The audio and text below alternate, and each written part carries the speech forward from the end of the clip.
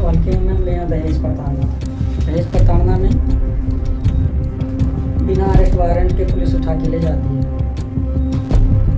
जय हिंद दोस्तों, आज हम बात करेंगे जिला न्यायालय, जिसे हम अधीनस्थ न्यायालय भी कहते हैं, सबऑर्डिनेट कोर्ट। जिला न्यायालय जिसे हम डिस्ट्रिक्ट कोर्ट के नाम से जानते हैं, तो हम हेडिंग डाल लेते हैं डिस्ट्रिक्ट कोर्ट।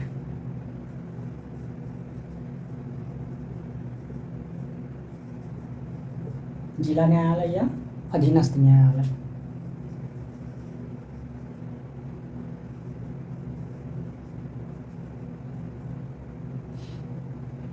अब ये काम किसके अंतर्गत करता है, तो ये काम जिला न्यायालय काम हाई कोर्ट के अंतर्गत करता है। हाई कोर्ट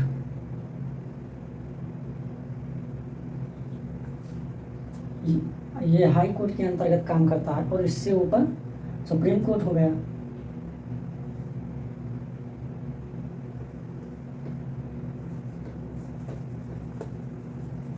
अब हमारा टॉपिक है कि जिला न्यायालय जो है किसके अंतर्गत आता है, पहले ये जान लेते हैं। तो जिला न्यायालय राज्य सरकार का अंग है। राज्य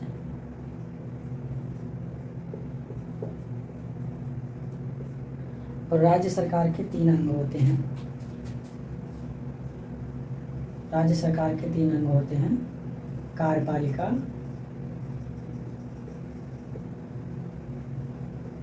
व्यवस्थापिका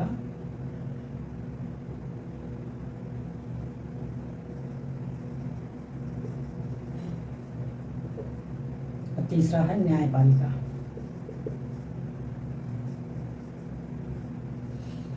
राज्य सरकार के 3 अंग होते हैं, कार्यपालिका, व्यवस्थापिका और न्यायपालिका। न्यायपालिका के अंतर्गत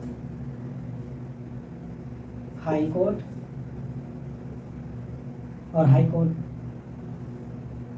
और डिस्ट्रिक्ट कोर्ट आते हैं।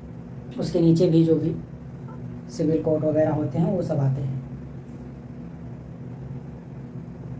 और डिस्ट्रिक्ट कोर्ट किसके अंतर्गत काम करता है, किसके अधीन काम करता है, तो डिस्ट्रिक्ट कोर्ट हाई कोर्ट के अधीन काम करता है।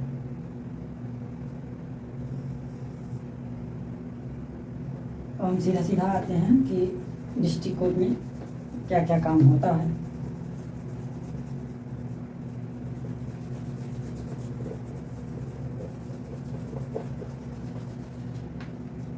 तो डिस्ट्रिक्ट कोर्ट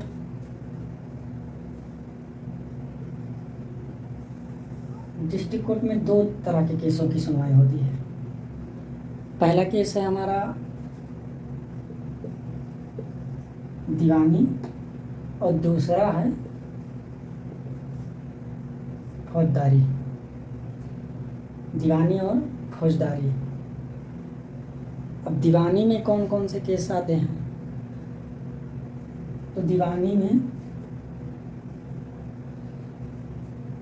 खेत से संबंधित जुड़े मामले होते हैं।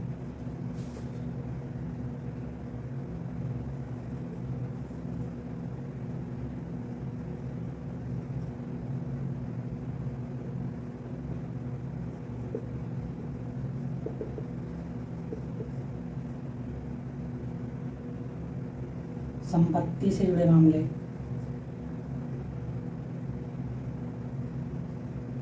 अनुबंध, बॉन्ड या एग्रीमेंट जिसे कहते हैं, उससे जुड़े मामले, जैसे किराया हो गया, कोई भाड़ा मकान का हो गया, ये सब केस जितने होते हैं ये दीवानी मामलों में आते हैं। अनुबंध यानी एग्रीमेंट।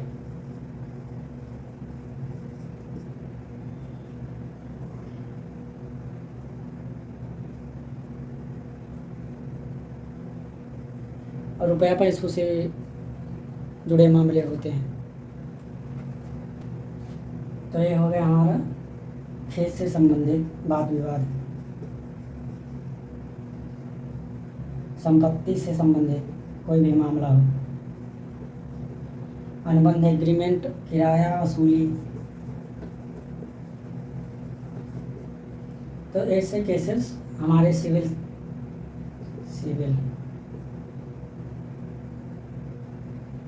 सिविल कोड के अंतर्गत आते हैं, दीवानी मामलों के अंतर्गत आते हैं।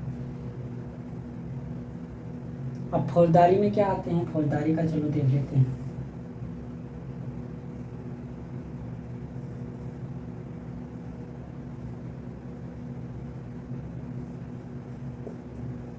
सेशन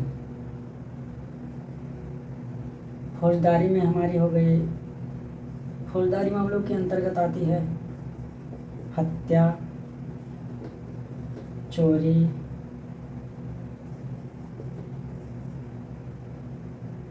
डकैती, बलात्कार,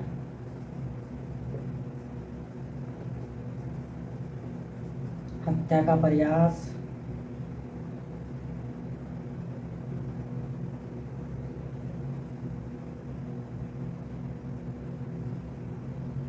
मारपीट या घरेलू हिंसा मान लेते हैं, मारपीट या घरेलू झगड़े, लड़ाई झगड़े होते हैं उस वो भी इसी के अंतर्गत आते हैं। अगर अब चलिए इसको अच्छे से समझते हैं। अगर खेत से संबंधित वाद विवाद का मामला है तो वो हमारे दीवानी मुकदमे में लिखा जाएगा, और अगर खेत से संबंधित वाद विवाद है उसके बाद मारपीट का भी उसमें मामला है तो दोनों लिखा जाएगा, दीवानी भी लिखा जाएगा और फौजदारी भी लिखा जाएगा। संपत्ति से संबंधित है, किसी का पैसा ले लिए हैं नहीं दे रहे हैं, उसके अगर किसी का पैसा ले लिए हैं नहीं दे रहे हैं तो ये चीज़ दीवानी मामले में लिखा जाएगा। लेकिन अगर पैसा ले भी लिए हैं उसके बाद मांगने जाओ तो मार भी दिए हैं तो उसमें दीवानी में भी लिखा जाएगा, और मार दिए हैं तो फौजदारी में भी लिखा जाएगा। मारपीट मतलब दोनों तरह के केस में मुकदमा लिखा जाएगा। अनुबंध एग्रीमेंट, अगर किसी चीज़ का एग्रीमेंट रहा हो और वो एग्रीमेंट मान नहीं रहे हैं तो जब नहीं मान रहे हैं तो वो चीज़ दीवानी में लिखा जाएगा। और अगर आप उनसे कहने जाओ कुछ और उसके चक्कर में हाथापाई हो जाती है तो फौजदारी में भी लिखा जाएगा। वही सेम चीज़ किराया वसूली में अगर खाली किराया का वसूलने का मामला है तो सिविल मुकदमे में लिखा जाएगा। अगर मारपीट पर कभी आता है, जैसे किराया मांगने को किराया भी नहीं दिया और मांगने गए हो तो मार भी दिया, तो फौजदारी में भी लिखा जाएगा। ये चीज़ क्लियर हो गई। अब हम आगे चलते हैं।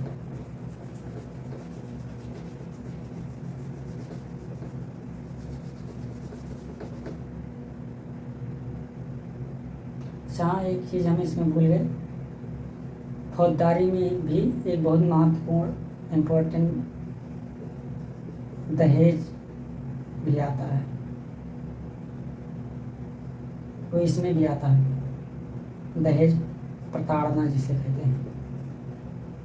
दहेज के लिए अगर कोई परेशान कर रहा है, कुछ कह रहा है, मारपीट नहीं रहा है, अगर मारपीट नहीं रहा है तो दीवानी में लिखा जाएगा। लेकिन अगर दहेज के लिए वो मार भी रहा है तो दोनों केस लगेंगे, दीवानी भी लिखा जाएगा, दहेज प्रताड़ना में फौजदारी भी लिखा जाएगा।